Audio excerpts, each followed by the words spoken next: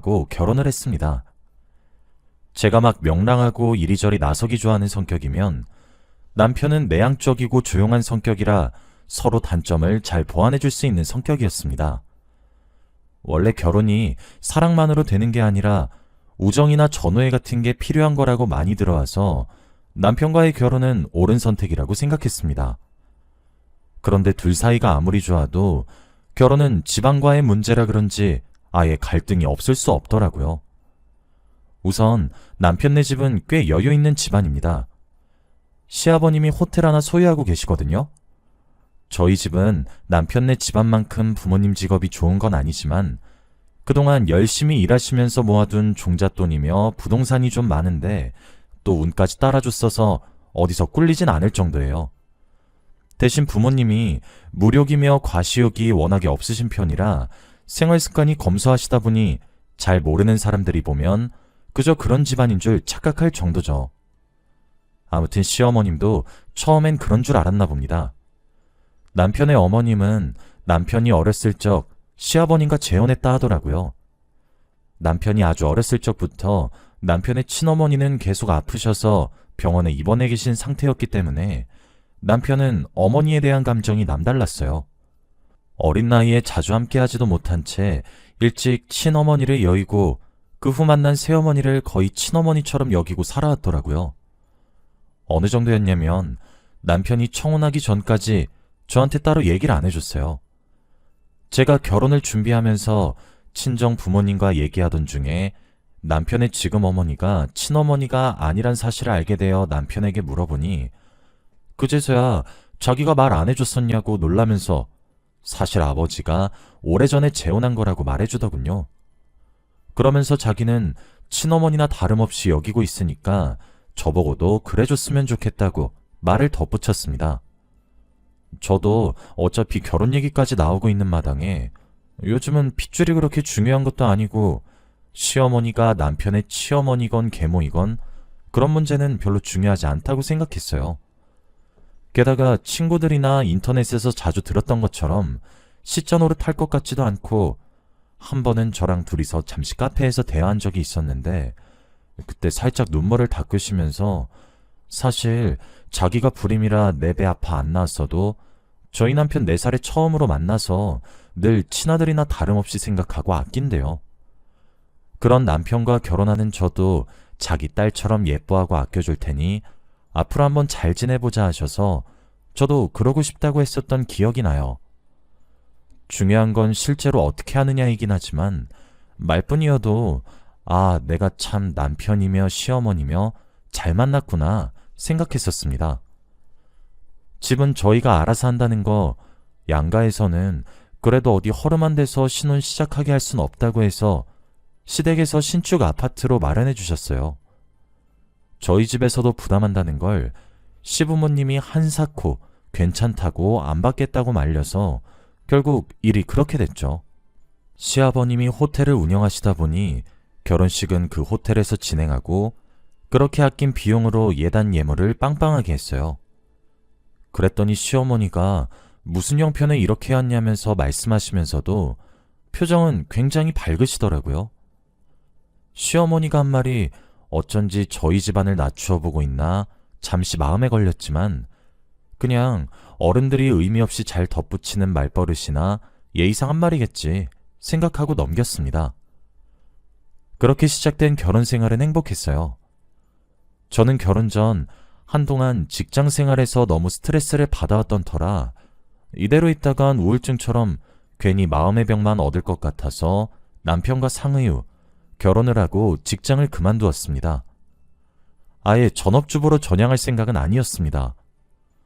요즘 저처럼 이렇게 열심히 살기만 하다가 어느 순간 갑자기 의욕을 상실하게 되는 걸 번아웃 증후군이라고 하던데 이런 증상을 호소하는 사람이 저 말고도 참 많나 봐요.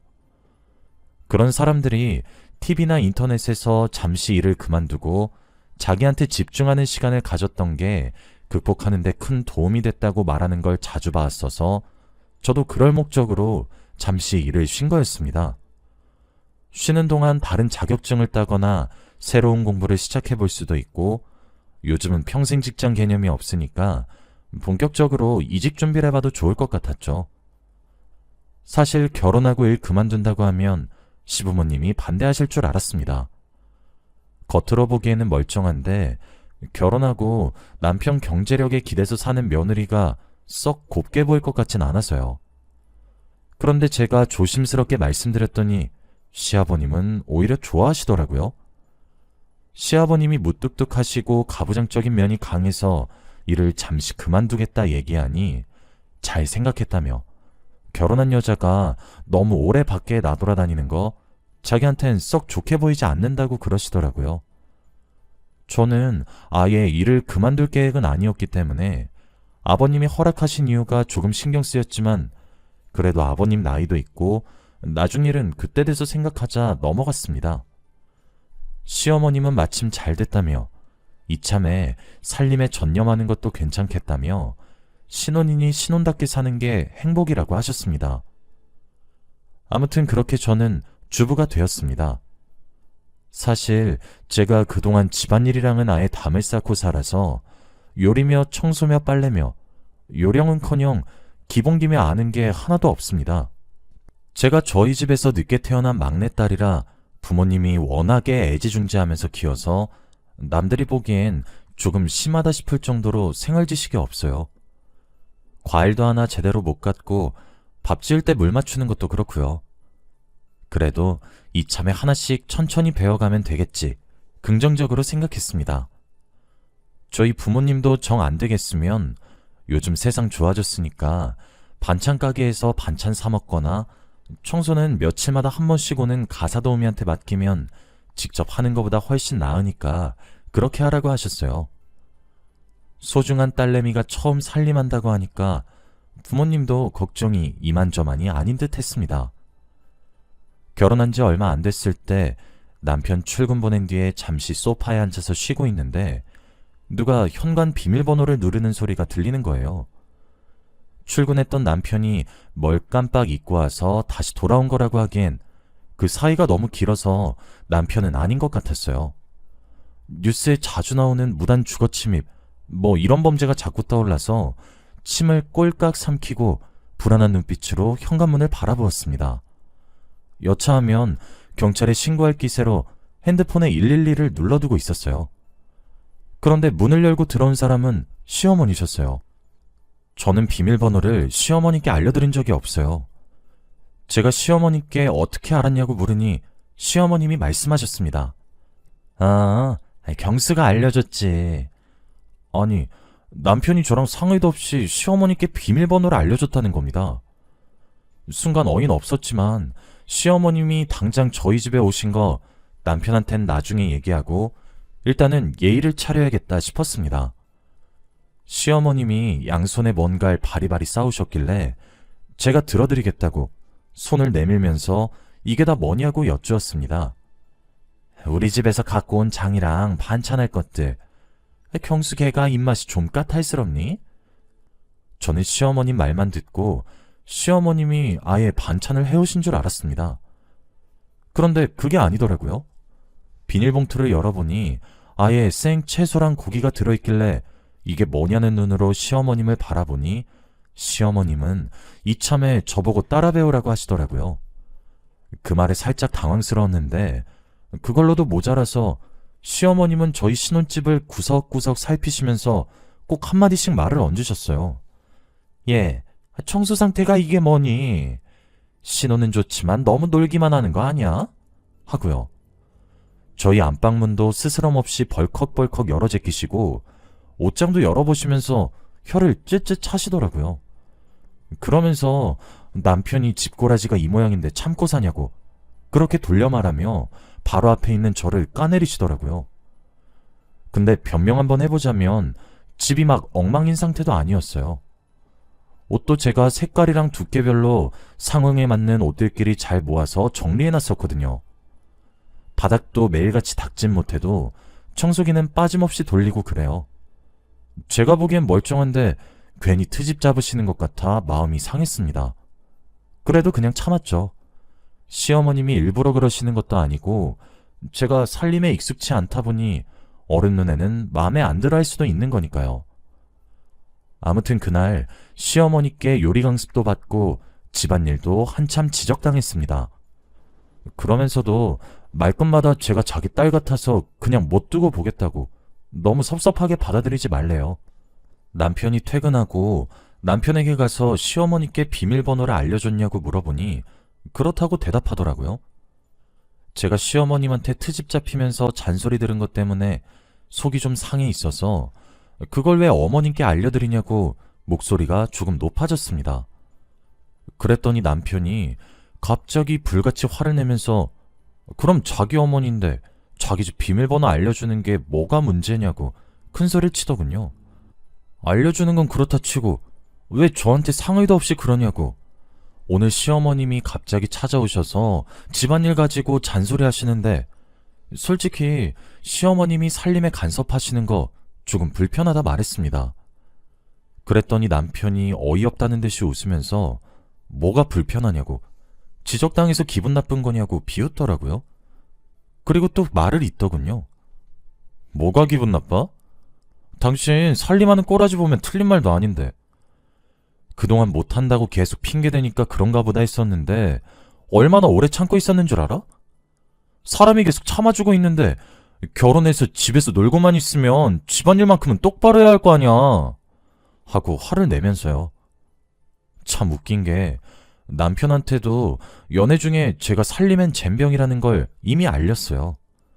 그때 남편은 괜찮다고, 뭐가 문제냐고, 자기도 할 거 하니까 상관없다고 말했었죠. 그런데 막상 결혼하니 집안일을 같이 하긴커녕 유치원생도 아니고 밥투정이 장난이 아니었습니다. 처음에는 뭐든 다 좋아 보이는 신혼 초기니까 제가 뭘 만들어주든 맛있다고 수고 많았다고 말해주더니 갈수록 왜 맨날 똑같은 반찬이냐고 지겹다고 하고 왜 요리 실력이 늘질 않냐, 간이 안 맞다, 이런저런 훈수만 계속 떴습니다. 반찬은 제가 아직 요리를 배우는 중이라 만들기 쉽고 자신 있는 것만 하다 보니 자주 밥상에 올라가는 경향이 있긴 했어요. 또 남편이 맛있다고 해주니까 좋아할 남편 얼굴 생각해서 어쩌다 보니 그 반찬을 자주 한 것 같은데 그 마음도 모르고 저런 식으로 말하니까 좀 서럽더라고요. 고작 이런 문제로 아직 신혼인 남편과 제 사이가 멀어지는 게 싫어서 저도 나름대로 노력했습니다. 그런데 남편이 좋아하는 반찬 중에 잡채가 있어서 하루는 제가 식탁에 그걸 올려줬더니 한 입 먹고는 젓가락을 탁 튕기면서 말하더라고요. 아, 이게 뭐야. 면이 다 불어서 지들끼리 엉겨붙고 있잖아. 간은 또 안 맞고. 아, 진짜 노력하는 거 맞아? 엄마한테 배웠다면서 왜 또 이래? 남편 말을 듣고 제가 잡채 한 입 먹어봤는데 조금 오래 조리돼서 퍼진 거 말고는 간은 적당했거든요. 시어머님이 알려준 대로 하면 간이 너무 짜고 달아서 그렇게 먹으면 건강도 안 좋으니까 제가 나름대로 간을 조절했습니다. 그랬더니 자기 어머니가 해준 그 맛이 아니라면서 못 먹겠단 겁니다. 아니 무슨 대단한 미식가 하셨는지. 차라리 아예 맛이 이상한 거면 몰라도 자기 엄마가 해준 맛이 아니라 싫다뇨? 전에 반찬 하나만 자주 나오는 것도 싫다 해서 나름 다양하게 챙겨주려고 반찬 가게에서 반찬을 사서 식탁에 올려주면 또 대놓고 얼굴을 구기면서 말하더군요. 아, 나 바깥 음식 잘 안 먹는 거 알잖아. 만든 사람 누군지 확실한 거 아니면 먹기 좀 그래. 남편은 그냥 자기 엄마가 만든 요리가 아니면 입에도 잘 안 되는 거예요. 연애할 때만 해도 데이트하면서 바깥 음식 많이 먹지 않았냐고 하니까 그땐 어쩔 수 없었고 지금은 결혼했으니까 상황이 다르다면서 궤변만 늘어놓는 겁니다. 이런 걸로 신혼부터 싸우는 게 속상해서 남편에게 알겠다고 제가 좀 더 노력한다고 말하고는 대화를 끝냈습니다. 그런데도 도저히 익숙해지질 않고 그때쯤 저도 다시 일할 욕심이 생겨서 어차피 한 반년 정도만 더 쉬고 다시 일을 시작할 생각인데 그러면 집안일도 더 버거워질 거고 제가 일한다고 해서 남편이 같이 도와줄 것 같지도 않고 그럴 바엔 차라리 며칠에 한 번씩 정기적으로 집안일 도와주러 오시는 가사 도우미를 고용하는 게 낫겠다는 생각이 들더라고요. 남편에게 제 생각을 전달하고 어떻게 했냐고 물었습니다. 그랬더니 아니, 전에 일하다가 스트레스 많이 받지 않았었냐고. 왜 굳이 다시 일을 하려는 거냐고 반대하는 뉘앙스를 풍기는 겁니다. 또 언쟁이 오고 가다가 확실하게 정해지면 그때 결정하자고 대충 말하더군요. 편치 않은 기분으로 하루를 마무리하고 그 다음날 시어머니가 저희 집에 찾아오셨습니다. 남편이 출근하자마자 어떻게 아셨는지 또 저희 집에 오셔서는 전날 가사도우미 얘기를 들먹이시며 저를 나무라시더라고요. 남편이 그새 그 얘길 시어머니께 그대로 전해 바친 것 같았어요. 아니, 아무리 요즘 애들 상상 초월하는 건 알았지만 어떻게 귀한 아들이 벌어온 돈 물처럼 팍팍 쓰냐고. 살림하기 싫다고 해도 결혼한 사람이 그렇게 날로 먹어도 되냐고 하더라고요.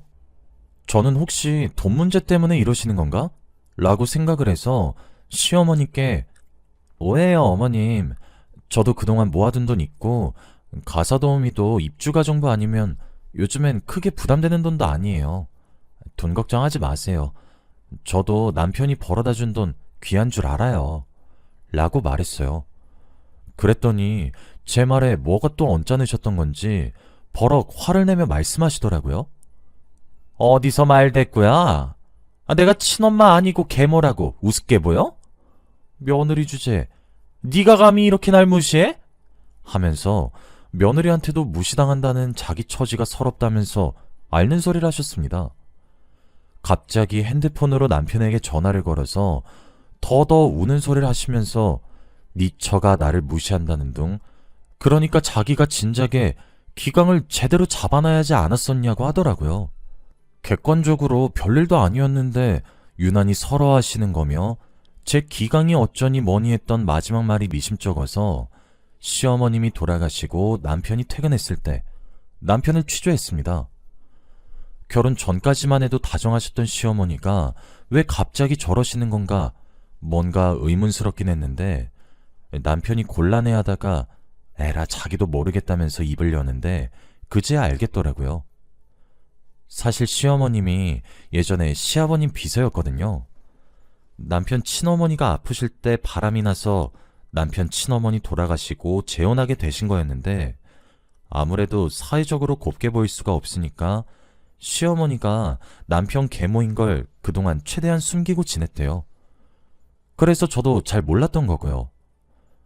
그런데 어쩌다가 제가 시어머님이 계모란 사실을 알게 되고 그것 때문에 상한 자존심하며 그동안의 열등감까지 다 섞여서 결혼하고 얼마 안 있어 남편한테 제가 자기가 친엄마가 아니라는 걸 알고 은근히 나를 무시한다고 이렇게 며느리한테 무시당하고 기죽는 거 참을 수가 없다면서 자기 기 좀 세워달라고 초장에 서열 정리를 해서 제 길을 팍 꺾어놔야 한다고 했다는 겁니다.